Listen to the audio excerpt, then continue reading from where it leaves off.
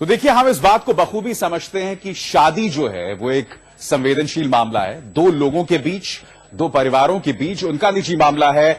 लिहाजा इस पूरी बहस के दौरान हम अपनी तरफ से कोई जजमेंट नहीं देने वाले हैं। चार बेहद खास मेहमान मेरे साथ मौजूद हैं और वो सब इस पर अपनी एक राय रखते हैं। विवाद जरूर पैदा हुआ है और यही वजह है कि इसे हम आपके सामने लेकर आए हैं।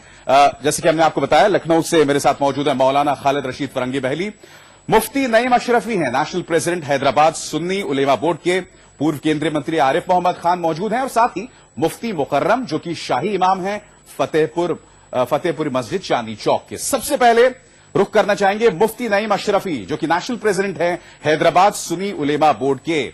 मैं आपसे जानना चाहूंगा, शादी एक निहायत ही सेंसिटिव मामला, मुफ्ती साहब फतवा जैसा कड़ा शब्द, फतवा जैसी चीज जारी करना कितनी जायज है आपके हिसाब से? जी, फतवा कहते हैं कुरान और सुन्नत में जो अहकाम है अल्लाह के, जो आर्डर्स हैं, तो उस आर्डर्स को कुरान की आयत और बुखारी और मुस्लिम और दिगर अहादीस से, सुन्नत से उस आर्डर को नाफिज करने का नाम फतवा है, जो हर मुसलमान के लिए काबिल अमल है, उस पर अमल करना जरूरी है। वही मैं आपसे जानना चाहता हूं मुफ्ती साहब, क्योंकि फतवा जो है वो खुद एक बहुत ही सेंसिटिव, बहुत ही संवेदनशील शब्द है। ऐसे में एक शादी जो कि दो दिलों का मेल है, उस मुद्दे पर एक फतवा जारी करना और उसका जो लहजा है वो काफी तीखा है, यह अपने आप में कितना जायज है? चूंकि मौजूदा हालात में शुएब मलिक ने जो आयशा सिद्दीका को तलाक दिया है, इसकी बुनियाद ही झूठ पर है। क्योंकि पहले तो उसने आपा कहा, उसको बहन कहा, तो अपनी बीवी को आपा और बहन कहने से खुद बखुद तलाक हो जाती है और उस पर हराम हो जाती है। तो अब तलाक जो दी गई है वो एक फॉर्मेलिटीज है, तो ये भी इस्लाम का एक मजाक है।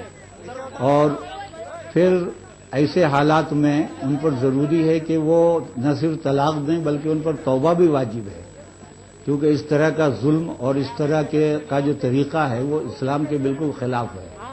तो जालिम पर जरूरी है कि वो जुल्म से तौबा करे। तो ऐसे हालात में फिर सानिया मिर्जा का जो तरीक़ाकार रहा है कि शुएब मलिक के साथ मिलना, उनके घर जाना, बैठना, डांस करना वगैरह, जो हम आप आज तक टीवी में देखते आ रहे हैं, तो शादी से पहले एक अजनबी के साथ जो है इस तरह का तरीका और रवैया, ये इस्लामी कल्चर, तहजीब, बल्कि हिंदुस्तानी तहजीब के भी खिलाफ है। मुफ्ती साहब मैं आपसे यहां जानना चाहता हूं, जाहिर सी बात है बहुत तरक्की हुई है, लव मैरिजेस जैसे चलन सामने आए हैं जो कि दो मुसलमानों के बीच भी होते रहे हैं। ऐसे में क्या ये दकियानूसी नहीं कहा जाएगा अगर आप ये कह रहे हैं कि शादी से पहले जश्न ना हो, नाच गाना ना हो? तो ये खुद मेरे हिसाब से भारतीय संस्कृति के खिलाफ दिखती है। नहीं, जश्न गाना ये एक तहजीब, कल्चर, ये एक अलग है। हम उसकी मुखालफत या मुवाफकत में कोई बयान देना नहीं चाहते, लेकिन जहां तक इस्लामी आर्डर्स की बात है, कवानीन की बात है, तो मजहब तो खुदा का दीन है। हम जिसे मजहब मानते हैं वो खुदा का दीन है और उसके जो डायरेक्शन दिए गए हैं,